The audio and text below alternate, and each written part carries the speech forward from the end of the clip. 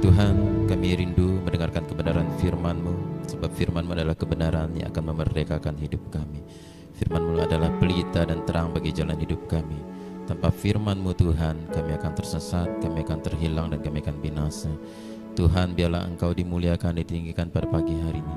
Lewat kebenaran firman Tuhan, biarlah hati kami digugah, hati kami boleh dicerahkan, hati kami boleh menerima kebenaran yang boleh mengubah kehidupan kami, pola pikir kami, cara hidup kami yang mungkin tidak berkenan di hadapan-Mu. Tuhan, tolong urapilah hamba-Mu ini dalam segala kekurangan dan kelemahan hamba-Mu ini. Biarlah tidak membatasi kuasa-Mu bekerja di tengah umat-Mu pada pagi hari ini. Terima kasih Bapa, berbicara kepada kami siap mendengarkan. Hanya dalam nama Tuhan Yesus kami berdoa, haleluya, amin. Silakan duduk Bapak Ibu Saudara kasih oleh Tuhan. Salam semuanya. Puji Tuhan, senang sekali pada pagi hari ini bisa hadir di tempat ini untuk membicarakan firman Tuhan. Saya seperti orang asing aja di sini karena saya jarang hadir untuk ibadah di tempat ini, karena setiap minggu saya ada di Intomas. Jadi kalau saya pergi kemana-mana, kakak saya yang tinggal di situ dan melayani jemaat di Intomas. Baik Bapak Ibu Saudara kasih oleh Tuhan, minggu ini, bulan ini adalah minggu misi. Jadi firman Tuhan yang saya sampaikan akan berkaitan dengan misi. Mari kita membuka Alkitab kita di dalam Lukas pasal yang ke-16. Lukas pasal 16 ayat 19 sampai 31. Lukas pasal 16 ayat 19 sampai 31.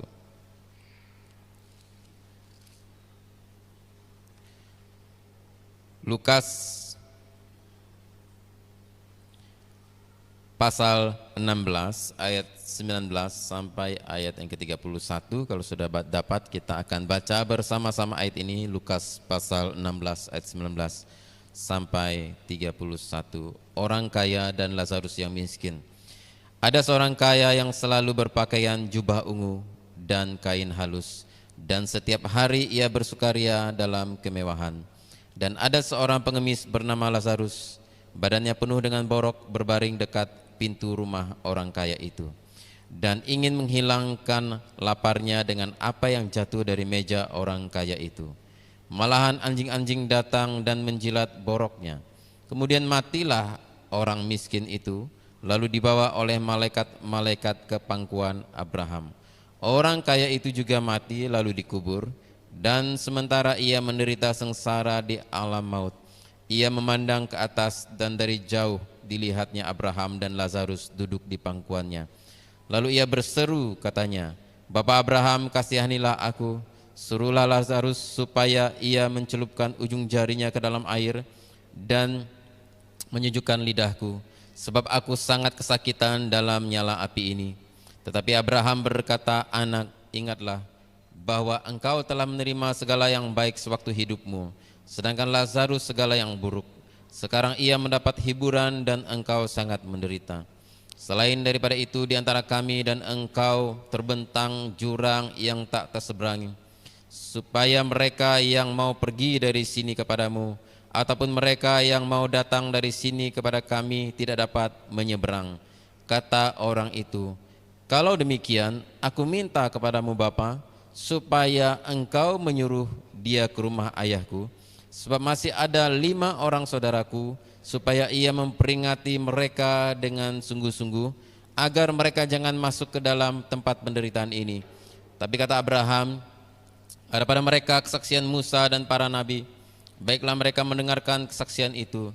Jawab orang itu, tidak Bapak Abraham, tetapi jika ada seorang yang datang dari antara orang mati kepada mereka, mereka akan bertobat. Kata Abraham kepadanya, jika mereka tidak mendengarkan kesaksian Musa dan para nabi, mereka tidak juga akan mau diyakinkan, sekalipun oleh seorang yang bangkit dari antara orang mati. Saya memberi judul pada pagi hari ini, pentingnya bermisi. Saudara, kalau kita membaca teks ini tentang perumpamaan orang kaya dan Lazarus yang miskin, diceritakan di situ oleh Tuhan Yesus dalam perumpamaan itu, bahwa ada orang yang sangat kaya, hidupnya sangat mewah, berpesta setiap hari, mengundang teman-temannya, hidup enak. Dan kemudian di situ juga ada orang miskin namanya Lazarus, Dia begitu susah hidupnya sampai dia makan pun hanya mengharapkan belas kasihan dari orang kaya itu. Tapi orang kaya itu tidak mempedulikan Lazarus sampai Lazarus itu akhirnya mati kelaparan, dan kemudian sakitnya itu menyebabkan dia mati, dan kemudian anjing-anjing itu menjilat boroknya, dan Lazarus kemudian mati, dibawa ke Firdaus, masuk surga lah itu kira-kira. Dan kemudian orang kaya itu tiba-tiba mungkin karena selalu makan enak, kolesterol, sakit jantung, darah tinggi, lalu tiba-tiba mati, kemudian ternyata dia masuk ke neraka. Seperti itu kira-kira gambaran dari perumpamaan itu. Nah, lalu apa kaitannya dengan misi di dalam perumpamaan ini? Saudara, dalam teks yang kita baca ini kaya sekali akan kebenaran, tergantung kita melihat dari sudut pandang mana. Pada umumnya kebenaran yang paling sering dibahas adalah di dalam teks ini adalah tentang kehidupan setelah kematian, ya, tentang neraka, tentang surga, tentang firdaus dan sebagainya. Di situ begitu jelas diajarkan oleh Tuhan Yesus. Tapi kali ini saya ingin mengajak saudara melihat kebenaran ini dari sudut pandang yang berbeda, yaitu dari sudut pandang misi. Di mana terdapat di dalam teks ini ada ayat yang berkaitan dengan misi. Kita akan baca ayat 27 sampai 31. Saya akan mengangkat tema tentang misi dari ayat ini, ayat 27 sampai 31. Kita baca bersama-sama ayat ini. Kata orang itu, kalau demikian aku minta kepadamu Bapa, supaya engkau menyuruh dia ke rumah ayahku, sebab masih ada 5 orang saudaraku, supaya ia memperingati mereka dengan sungguh-sungguh, agar mereka jangan masuk kelak ke dalam tempat penderitaan ini. Tapi kata Abraham, ada pada mereka kesaksian Musa dan para nabi. Baiklah mereka mendengarkan kesaksian itu. Jawab orang itu, tidak Bapak Abraham, tapi jika ada seorang yang datang dari antara orang mati kepada mereka, mereka akan bertobat.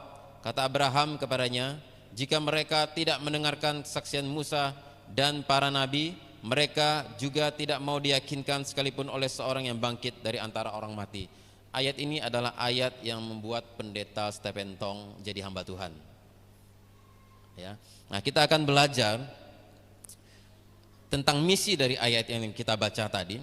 Nah, saudara-saudara, ternyata ketika setelah meninggal orang kaya itu baru sadar tentang misi. Jadi dia baru teringat akan saudara-saudaranya, ada 5 orang yang ada di rumah ayahnya yang belum bertobat dan belum percaya kepada Tuhan. Dan dia meminta supaya Bapak Abraham membangkitkan Lazarus dari kematian, supaya Lazarus itu pergi kepada saudara-saudaranya dan memberitakan Injil, bermisi kepada saudara-saudaranya yang 5 orang yang belum bertobat. Jadi di sini ada teks yang kutipan di sini yang berkaitan dengan misi. Orang kaya itu minta Lazarus diutus, dibangkitkan dari antara orang mati untuk memberitakan Injil pada saudaranya. Dari ayat ini kita bisa belajar tentang mengapa bermisi itu penting. Dari dialog Bapak Abraham dan orang kaya itu. Yang pertama, mengapa bermisi itu penting? Yang pertama, misi itu penting karena misi adalah permintaan dari orang-orang yang ada di neraka. Bermisi dan memberitakan Injil itu penting karena ini adalah permintaan dari orang-orang yang ada di neraka, dan itulah orang kaya yang mati masuk neraka itu. Dia minta Lazarus diutus. Dia mau bermisi setelah di neraka. Saudara yang kasih oleh Tuhan, misi adalah permintaan orang dari neraka. Bermisi bukan hanya perintah Tuhan Yesus, jadikanlah semua bangsa muridku, baptislah mereka dalam nama Bapa, Anak dan Roh Kudus. Bukan hanya perintah dan permintaan Tuhan Yesus, tetapi misi itu adalah permintaan orang-orang yang masuk neraka. Padahal saudara, kalau kita lihat kehidupan orang kaya itu adalah orang yang paling tidak peduli dengan misi gereja. Orang yang paling tidak peduli dengan segala hal yang berkaitan dengan kerohanian. Baginya yang terpenting adalah nyari duit, ngumpul-ngumpul dengan kawannya, dan bersenang-senang. Bahkan dikatakan dalam Alkitab, tidak segan-segan dia menggelontorkan uang berjuta-juta, puluhan juta untuk mengundang kawan-kawannya pesta-pesta setiap hari di rumahnya. Jadi dia bukan orang yang tertarik dengan hal kerohanian, dia bukan orang yang tertarik dengan hal-hal misi gereja apapun, dia rohani dan nggak ngerti gitu. Nggak peduli. Yang penting hidupnya adalah bersenang-senang semasa dia hidup. Dia orang yang paling tidak peduli dengan misi gereja. Baginya yang terpenting adalah nyari duit, ngumpul-ngumpul, bersenang-senang. Ia lebih suka menghamburkan uangnya untuk mentraktir kawan-kawannya berpesta. Satu hari misalnya habis puluhan juta pun gak masalah bagi dia. Ia tidak tertarik untuk memberikan uangnya bagi misi. Menolong orang miskin seperti Lazarus, membangun rumah ibadah, itu tidak penting bagi dirinya. Mengutus orang memberitakan Injil tidak penting bagi dirinya. Yang penting adalah pesta pora setiap hari. Ia tidak tertarik untuk memberikan uangnya pada misi dan sebagainya. Ingat kepada Tuhan aja mungkin dia jarang. Menginjakkan kakinya di gereja aja mungkin jarang-jarang juga. Pada waktu itu mungkin tidak ada gereja, anggap aja sinagog lah, tempat ibadah orang Yahudi. Itu mungkin aja ada, tapi dia tidak tertarik untuk hal-hal kerohanian. Dan saudara, mungkin ini adalah tipe orang yang paling cuek di gereja, yang tidak peduli dengan hal-hal misi. Mungkin orang ini adalah tipe orang yang paling cuek di gereja, dan kita lihat bahwa saudara, dia bahkan menganggap Lazarus yang miskin itu dianggapnya setara dengan hewan. Karena ketika dia makan jatuh-jatuh dari mejanya itu dimakan oleh Lazarus, dia nggak peduli. Sebenarnya kalau dia orang yang peduli dengan orang susah, orang miskin, apa salahnya dia suruh pelayannya kedok nasi kah, atau misalnya kasih roti kah, suruh pergi kasih dia makan sekenyang-kenyangnya, itu kan tidak susah sebenarnya. Tapi dia membiarkan Lazarus bersama dengan anjing-anjing makan bersama-sama remah-remah yang jatuh dari mejanya. Menurut tafsiran itu remah-remah itu roti yang untuk cuci tangan, saudara. Jadi orang zaman dulu itu mereka kalau makan roti itu kan kotor, makan daging sebagainya pakai tangan. Jadi untuk membersihkan tangannya ini nggak pakai air. Mungkin di sana air susah ya. Jadi untuk membersihkan tangannya mereka pakai roti. Roti itu digosok-gosok kayak tisu gitulah kira-kira. Gosok-gosok buang gitu. Lazarus makan itu untuk membersihkan tangan nih, roti pembersih tangan. Dan Lazarus harus bersaing ketat dengan anjing-anjing untuk makan makanan sisa yang dia buang. Bersaing ketat sampai Lazarus kalah dengan anjing lalu mati kena jilat anjing. Dia menyetarakan Lazarus dengan anjing. Jadi orang ini bukan orang yang peduli orang miskin, bukan orang yang ngerti misi. Orang ini betul-betul cuek terhadap hal-hal seperti itu. Saya punya seekor kucing di rumah.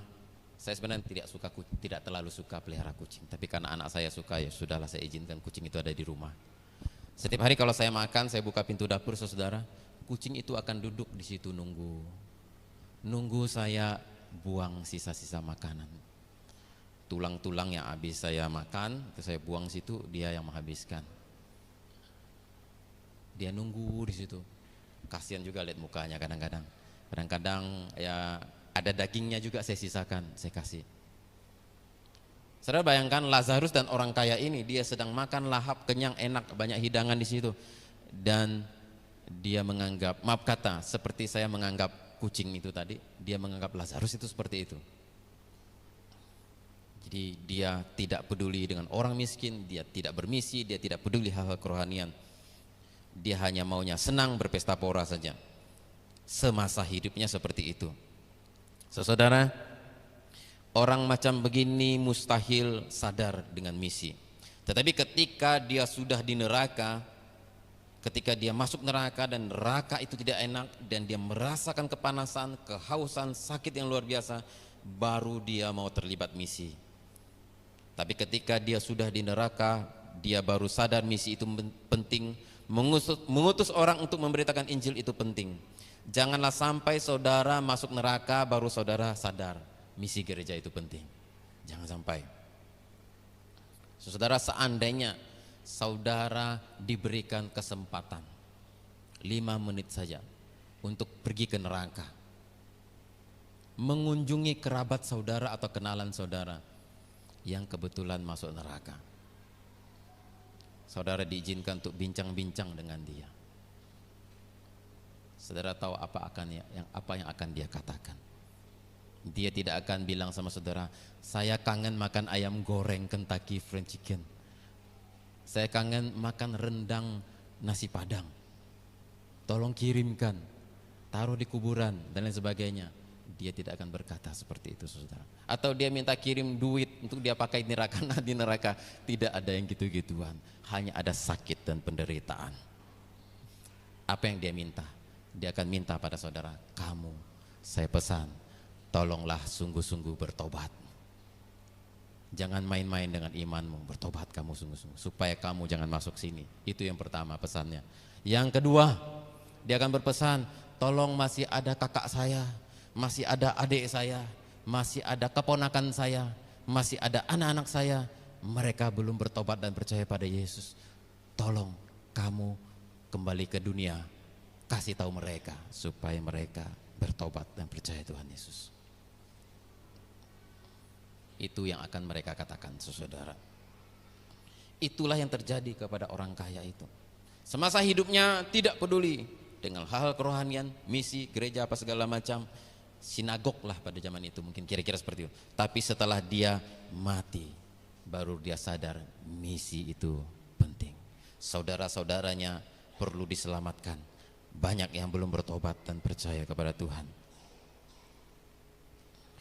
Mengapa orang kaya yang masuk neraka itu ngotot minta Lazarus dibangkitkan dari kematian dan diutus memberitakan Injil kepada saudara-saudaranya, saudara? Karena masuk neraka itu tidak enak. Dan jangan sampai juga kita masuk neraka. Berikut ini gambaran penderitaan di neraka yang membuatnya tidak betah di neraka. Mari kita baca ayat 24. Kita baca bersama-sama ayat 24, 1, 2, 3. Lalu ia berseru katanya, Bapa Abraham, kasihanilah aku, suruhlah Lazarus supaya ia mencelupkan ujung jarinya ke dalam air dan menyejukkan lidahku, sebab aku sangat kesakitan dengan nyala api ini. Jadi di neraka itu yang bikin dia benar-benar gak betah adalah setiap saat, setiap waktu ada di dalam api yang menyala-nyala. Tenggorokannya kering dan dia bisa merasakan haus, dia butuh air tapi tidak ada air yang bisa dia minum. Sampai-sampai dia bilang sama Bapak Abraham, tolong tidak perlu segelas Bapak Abraham, apalagi 1 galon, nggak perlu, apalagi 1 botol Nestle, nggak perlu, 1 tetes saja itu sudah cukup bagiku, itu sudah berharga. Jadi di neraka air itu sangat berharga. Di dunia ini kita pakai air semau-mau kita. Kita cuci mobil bisa habis 1 drum air. Di neraka 1 tetes air begitu berharga, bisa menyejukkan lidah orang kaya itu. Jadi ini situasi yang betul-betul gak enak, saudara. Jangan sampai saudara masuk ke sana. Nah saudara, kenapa dia ngotot minta, Bapak Abraham tolong utus Lazarus, hidupkan lagi Lazarus, bangkitkan dia dari kubur, supaya dia pergi memberitakan Injil kepada saudaraku, supaya mereka jangan sampai masuk ke sini seperti yang kualami ini. Makanya dia ngotot. Bapak Abraham bilang nggak bisa lagi, dia sudah mati. Kalau bisa pun, mujizat pun bisa, tapi ketika diutus pun mereka nggak akan percaya kalau mereka nggak percaya kesaksian Musa dan para nabi. Jadi saudara, di neraka itu tidak enak. Tuhan Yesus menggambarkan di dalam Markus pasal 9, di dalam Markus, kitab Markus pasal 9 mengatakan, mari kita baca Markus pasal 9 ayat 48 sampai 49. Demikian bunyi firman Tuhan. Di mana ulat-ulat bangkai tidak mati dan api tidak padam, karena setiap orang akan digarami dengan api. Tuhan Yesus menggambarkan neraka itu ada ulat-ulat yang tidak bisa mati dan api yang tidak akan padam. Di dalam neraka itu ada ulat-ulat yang seperti apa juga saya nggak tahu, pokoknya dia tidak akan mati dan mungkin akan menggerogoti tubuh orang yang ada di neraka itu. Jadi neraka itu tempat yang sangat mengerikan. Dan Tuhan Yesus mengulangi itu, kalau saudara baca ayat itu tadi, mengulangi berkali-kali. Dan kemudian di dalam Matius pasal 8 ayat 12, satu lagi penjelasan Tuhan Yesus tentang neraka. Matius pasal 8 ayat 12. Matius pasal 8 ayat yang ke-12. Sedangkan anak-anak kerajaan itu akan dicampakkan ke dalam kegelapan yang paling gelap, di sanalah akan terdapat ratap dan kertak gigi. Di situ tempatnya dikatakan Tuhan Yesus gelap pekat, kegelapan yang paling gelap. Mungkin untuk masuk ke sana ada lorong yang sangat gelap. Dan kegelapan itu tentu saja menimbulkan rasa takut yang luar biasa. Dan ratap itu adalah penyesalan. Penyesalan tanpa ada ujungnya, tanpa ada peluang, ada harapan untuk berubah sama sekali keadaan itu. Jadi dia meratap, dia akan menyesal terus, dan penyesalan itu tidak ada ujungnya, tidak ada harapan untuk merubah nasib lagi. Karena ada jurang pemisah antara surga dan neraka itu tadi. Dan kemudian dikatakan di sini kertak gigi. Kertak gigi itu saking nahan sakitnya itu sampai bunyi-bunyi.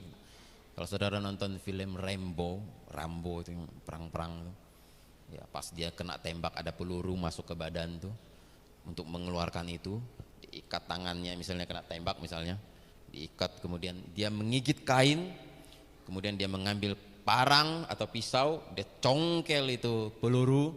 Waktu dicongkel peluru tanpa obat bius, sakitnya luar biasa sampai dia nahan sakit itu.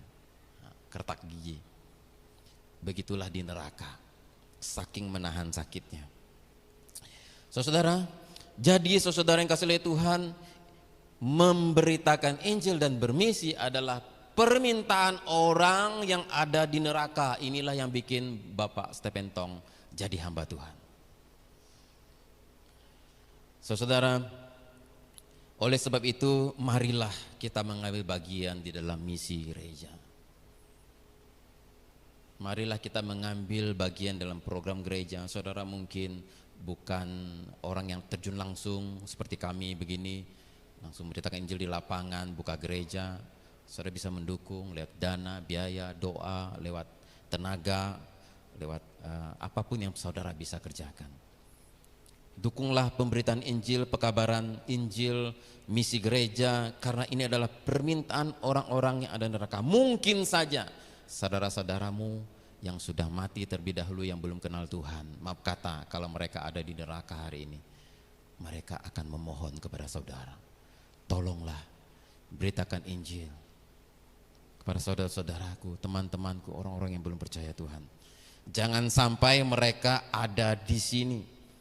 Kita belum pernah lihat neraka, maka mungkin kita belum terlalu menganggap ini hal yang harus, wajib, penting.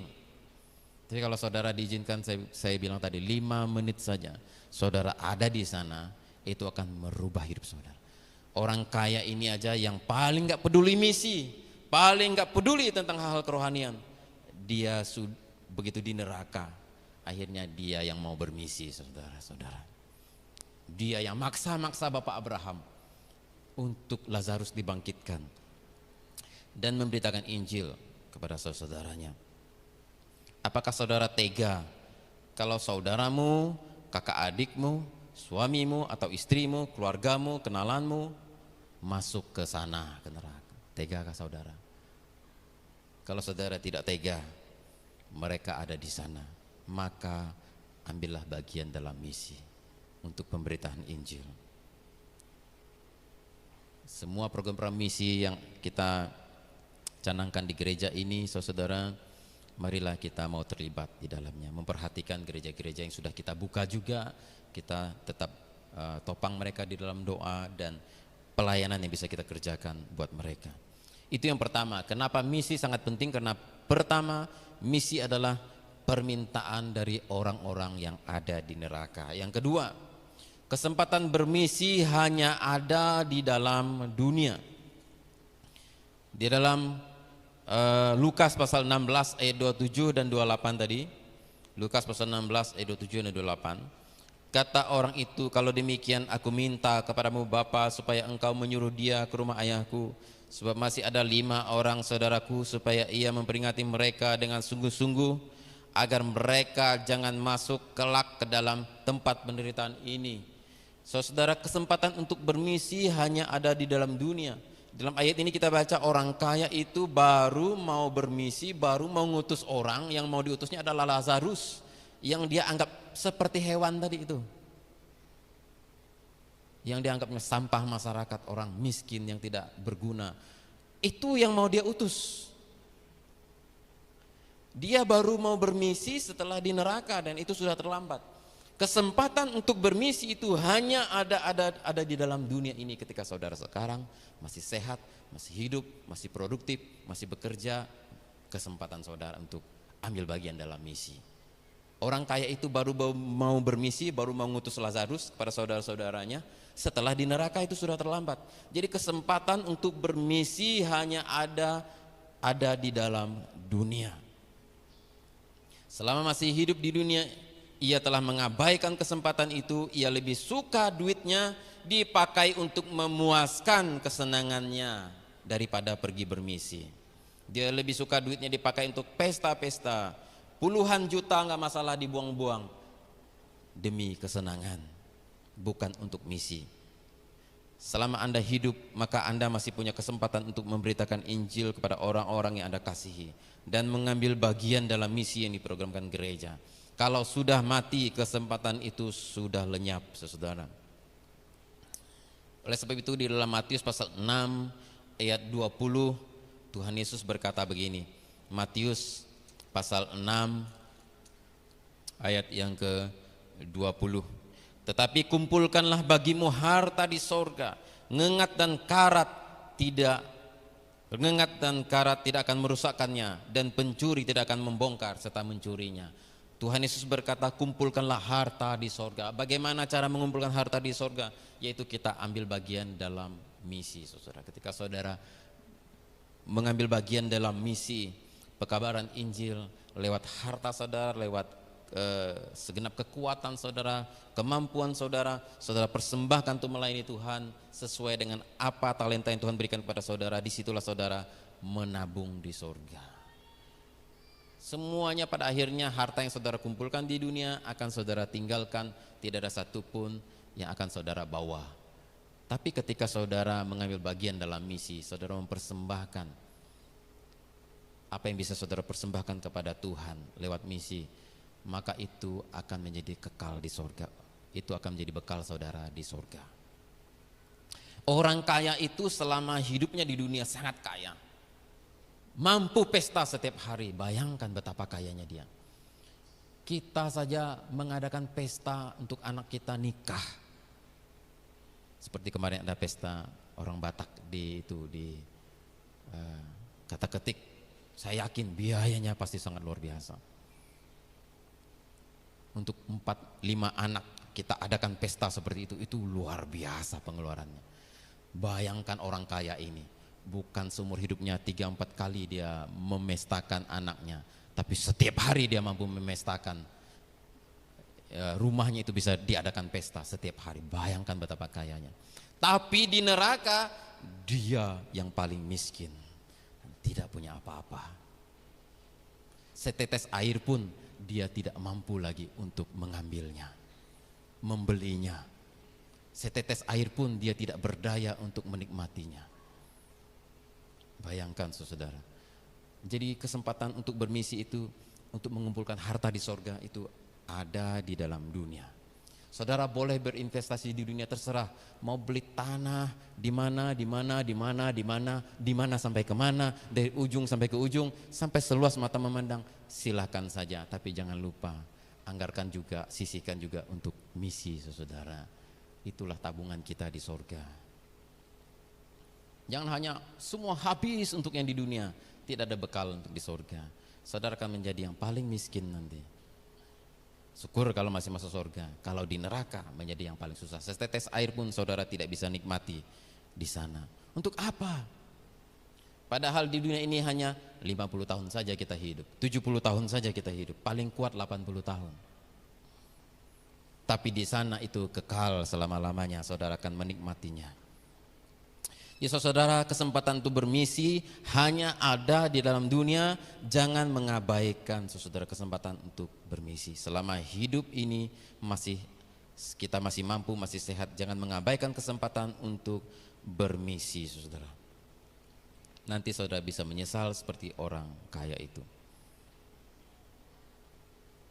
Saudara, misi gereja hanya mencakup dua hal sebenarnya, sederhana. Yang pertama adalah seperti permintaan orang kaya itu, mengutus orang untuk memberitakan Injil. Utuslah Lazarus, Bapak Abraham, untuk memberitakan Injil pada saudara.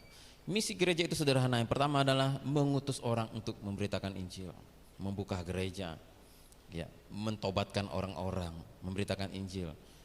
Orang kaya itu minta Lazarus yang sudah mati diutus kembali ke bumi untuk saudara yang belum bertobat. Jadi prinsip pemberitaan Injil itu mencakup dua hal. Yang pertama adalah mengutus orang untuk memberitakan Injil. Yang kedua adalah memperhatikan orang-orang miskin seperti Lazarus. Cakupan daripada misi adalah juga memperhatikan orang-orang miskin seperti Lazarus.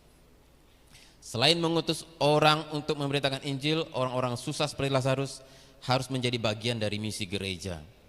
Bermisi tidak selalu tentang membangun gedung gereja, tapi memperhatikan orang-orang yang benar-benar susah seperti Lazarus juga adalah misi gereja yang sangat penting. Selama hidupnya orang kaya itu telah mengabaikan orang-orang susah seperti Lazarus, sehingga akhirnya kelakuan buruknya itu ditambah dengan dia tidak percaya kepada Tuhan, membuat dia ada di neraka. Jangan sampai Anda masuk neraka seperti orang kaya itu yang mengabaikan Lazarus yang sangat miskin dan tidak berdaya. Saudara, gereja terbesar di dunia itu ada di Korea Selatan yang digembalakan oleh pendeta Choi Yong-gi. Tapi beliau sudah meninggal dunia. Tercatat di tahun 2007 gereja Choi Yong-gi, gereja yang di Korea Selatan yang terbesar di dunia itu, memiliki anggota jemaat 830.000 jiwa. 830.000 jiwa. Yaitu sangat banyak. Dan dia menyampaikan di dalam seminarnya apa yang menjadi rahasia pertumbuhan gerejanya sehingga menjadi sangat besar dan begitu banyak orang yang bisa dimenangkan, padahal mulai dari 5 orang. Dan dia memberikan 3 rahasia. 1, rahasia pertumbuhan gereja itu adalah tidak memancing. Bukan dengan cara memancing ikan, artinya dapat satu. Saya tidak dengan cara memancing ikan, tapi dengan cara menjala katanya. Jadi kalau jala itu sekali tebar jalannya itu dapat langsung banyak. Saya pakai jala katanya. Artinya apa? Jala itu artinya adalah kelompok sel. Jadi berjaring jala itu seperti dia memakai sistem kelompok sel. Jadi seperti yang kita adakan di komisi pria, itu sebenarnya itu kelompok sel sebenarnya. Komisi pria. Jadi bapak-bapak yang pengen ikut seperti kelompok sel itu komisi pria itu sebenarnya sarana yang paling bagus untuk memberitakan Injil pertumbuhan gereja. Tapi diadakan di rumah-rumah ya. Nah, jadi ada seperti di komisi pria itu kan kadang-kadang ada permainan, ada saling menceritakan tentang kesaksian hidupnya, ada membahas tema firman Tuhan, tentang topik apa. Itu sangat suasananya sangat hidup, sangat enak gitu. Nah, itu kelompok sel lah yang membuat gerejanya jadi besar. Jadi dia bukan mancing satu-satu jiwanya, tapi dia tebarkan jala dengan kelompok sel. Jadi dia dapat banyak jiwa. Yang kedua katanya, pertama kelompok sel, yang kedua rahasia pertumbuhan gereja itu adalah dengan apa? Yaitu kadang-kadang jalanya sudah ditebar, itu ada yang sobek-sobek katanya. Jadi yang sobek-sobek ini kita tambal, kita sulam lagi, baru kita tebarkan lagi. Kita tambal lagi, kita sulam. Arti yang kedua adalah perhatian. Kadang-kadang jemaat-jemaat yang sudah datang itu memiliki banyak masalah. Ya, ada yang masalah keuangan, tidak punya pekerjaan, yang sakit apa. Nah, disitulah dia dan semua tim-timnya itu melayani orang-orang yang susah-susah itu tadi. Carikan pekerjaan untuk jemaatnya. Pokoknya ya yang sakit membutuhkan biaya, mereka kumpul dana untuk tolong orang itu operasi dan sebagainya. Pokoknya gitu-gitulah. Pokoknya perhatian kira-kira seperti itu. Jadi pertama adalah kelompok sel, yang kedua adalah perhatian, dan yang ketiga adalah Ini apa namanya? Jala ini udah jadi ini. Jadi jala itu harus ditebarkan dan ditarik. Ditarik supaya dapat ikannya itu bisa dinaikkan ke perahu. Nah, yang ketiga adalah artinya begini. Yang ketiga adalah rahasia pertumbuhan gereja itu adalah khotbah yang bermutu. Bagaimana cara menarik orang supaya mereka semangat ke gereja yang sudah dijaring-jaring di kelompok sel ini dengan khotbah yang bermutu. Itulah yang ditebarkan, ditarik. Khotbah yang bermutu menarik orang yang itu datang. Kalau mereka datang mereka ngantuk dan kemudian mereka enggak ngerti, kadang-kadang itulah yang membuat mereka minggu depan malas dah ke gereja. Nah itu. Jadi khotbah yang bermutu itu juga penting untuk pengajaran yang bermutu itu penting juga untuk menarik orang supaya ketika mereka sudah dijaring, sudah dapat, sudah datang, mereka tidak merasa kosong dan hampa ketika pulang. Mereka mendapatkan pengajaran yang berkualitas. Nah, yang menarik yang saya ingin bahas ini adalah prinsip yang kedua, perhatian. Jadi gereja sebenarnya bukan hanya tentang membuka gereja, tetapi perhatian kepada orang-orang susah yang ada di sekeliling kita. Jemaat-jemaat yang susah itu adalah perhatian. Jadi itu rahasia pertumbuhan gereja yang ada Conyogi.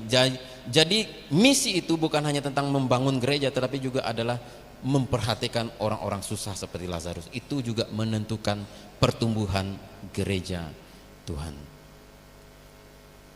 Yang menarik adalah poin kedua, gereja seharusnya menganggarkan dana juga untuk memperhatikan orang-orang lemah, orang miskin dan tidak berdaya seperti Lazarus. Orang yang perlu diperhatikan bukan hanya miskin secara materi, tapi kadang-kadang orang yang kelihatannya kaya secara jasmani itu juga kadang-kadang perlu diperhatikan. Saya mendengar cerita saudara, ada seorang pemuda yang sekitar usianya, seorang pria berusia sekarang mungkin saya perkirakan 50 tahunan lah orang itu. Jadi dia memiliki masalah yang sangat berat, ya, entah masalahnya apalah. Jadi dia datang ke sebuah gereja dan ingin bertemu dengan pendeta itu untuk dilayani konseling. Datang yang pertama dilayani, tapi yang kedua, ketiga, keempat dia datang lagi, ternyata pendeta itu begitu sibuk, ya.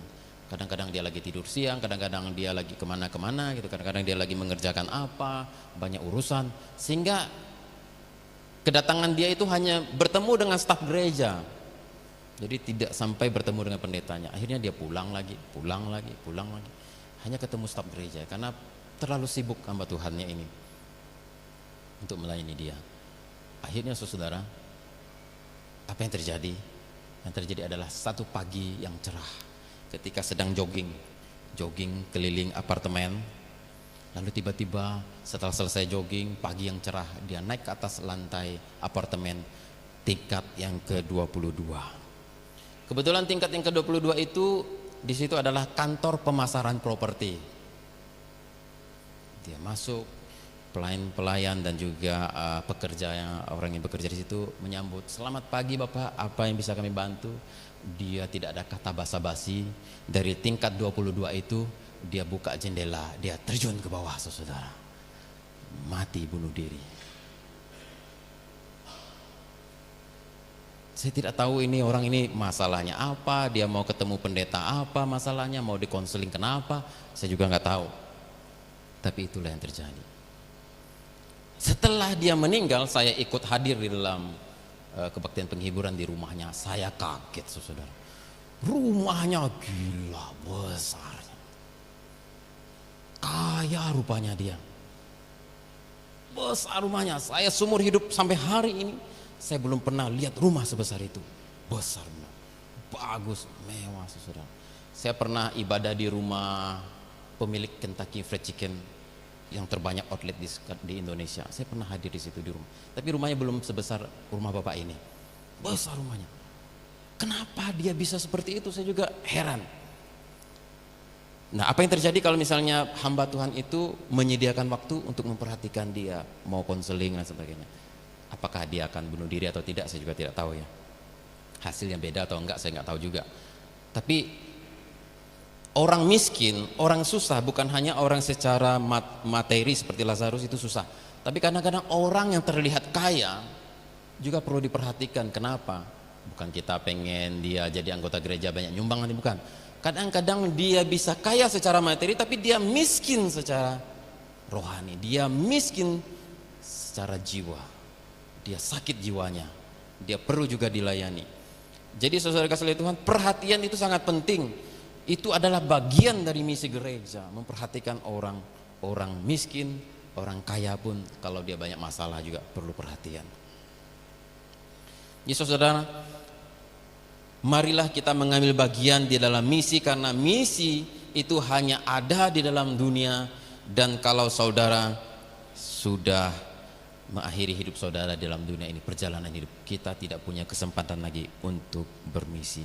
Itulah penyesalan orang kaya itu, terlambat sudah. Makanya ada satu pujian yang sering kita nyanyikan di gereja ini saudara, hidup ini adalah kesempatan, hidup ini untuk melayani Tuhan. Jadi hidup ini itu bukan kalau ada kesempatan, tapi hidup ini adalah kesempatan. Hidup adalah kesempatan. Ada hidup, ada kesempatan. Bukan hidup ini kalau ada kesempatan. Kalau nunggu ada kesempatan, selalu kita tidak ada kesempatan. Tapi hidup ini adalah kesempatan. Hidup ini untuk melayani Tuhan. Jangan sia-siakan waktu yang Tuhan. Hidup ini harus jadi berkat. Oh Tuhan, pakailah hidupku. Seharusnya lagu ini saudara, kalau kita renungkan itu kata-katanya sebenarnya sangat bermakna dan penting buat kita. Jadi ketika kita ada kesempatan hari ini, bermisilah, ambillah bagian dalam misi gereja. Karena setelah mati kita tidak bisa bermisi lagi. Dan yang ketiga saudara, bermisi itu penting dan harus tetap dilanjutkan walau tidak disertai tanda-tanda mujizat. Di dalam Lukas pasal 16 ayat 27 sampai 31, Lukas 16 ayat 27 sampai 31 berbunyi begini. Kata orang itu, kalau demikian aku minta kepadamu Bapa, supaya engkau menyuruh dia ke rumah ayahku, sebab masih ada 5 orang saudaraku, supaya ia memperingatkan mereka dengan sungguh-sungguh, agar mereka jangan masuk ke dalam tempat penderitaan ini. Tapi kata Abraham, ada pada mereka kesaksian Musa dan para nabi. Baiklah mereka mendengarkan kesaksian itu. Jawab orang itu, tidak Bapak Abraham, tapi jika ada seorang yang datang dari antara orang mati kepada mereka, mereka akan bertobat. Kata Abraham kepadanya, jika mereka tidak mendengarkan kesaksian Musa dan para nabi, mereka tidak juga akan mau diyakinkan, sekalipun oleh seorang yang bangkit dari antara orang mati. Saudara, bukanlah perkara mudah membuat orang percaya pada Tuhan Yesus. Bukan perkara mudah. Memberitakan Injil itu susah. Orang mau bertobat dan percaya Tuhan itu susah minta ampun. Bahkan ada orang yang sudah hampir mati, tinggal 1 atau 2 hari mau mati pun kita beritakan Injil, belum tentu dia mau terima. Belum tentu. Susah orang mau terima dan percaya. Sekalipun misalnya yang ngomong atau yang memberitakan itu adalah orang yang sudah mati, 3 hari kemudian atau 2 hari kemudian dia bangkit dari kubur, lalu dia kasih tahu di neraka begini.